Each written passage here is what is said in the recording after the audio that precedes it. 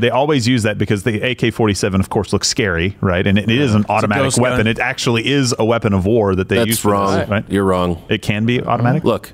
The AK-47 is a platform. You can make it automatic or... Well, are most AK-47s... Hold on a second. Now, Biden is very open about the fact that he would ban all undefined assault weapons. Here you go.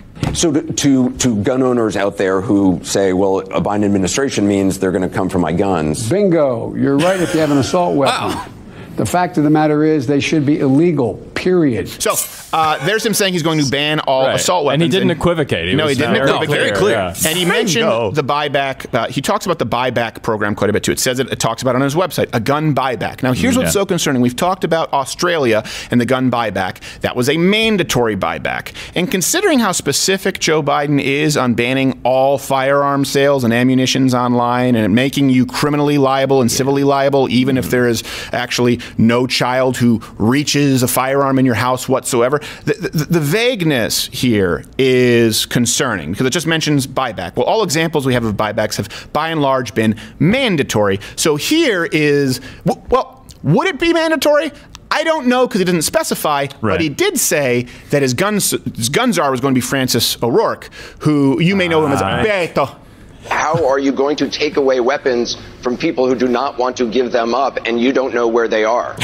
If someone does not turn in an AR-15 or an AK-47, one of these weapons of war, or brings it out in public and brandishes it in an attempt to intimidate, as we saw when we were at Kent State recently, then that weapon will be taken from them. If they persist, there will be other consequences from law enforcement. President, so I'm going to guarantee you this is not last year's scene of this guy. You're going to take care of the gun problem with me. You're going to be the one that leads this effort. Son of a bitch!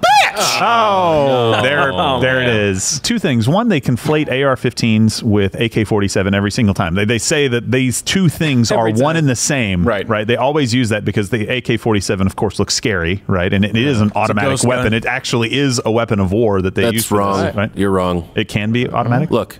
The AK-47 is a platform. You can make it automatic or... Well, are most AK-47s... Hold on a second. No, this is important because you're crossing wires.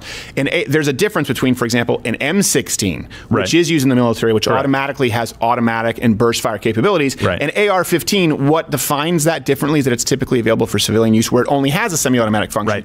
That terminology isn't as clear with AK-47. Correct, because they can come in either way. Yes. I want to hear more about this cotton candy gun.